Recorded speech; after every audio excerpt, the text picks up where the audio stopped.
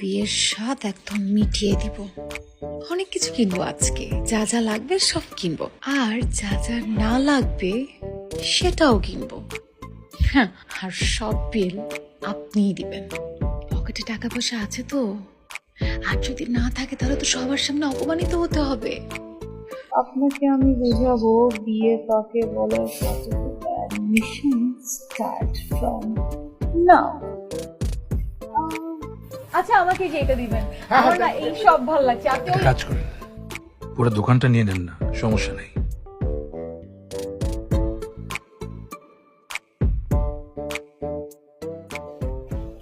এটা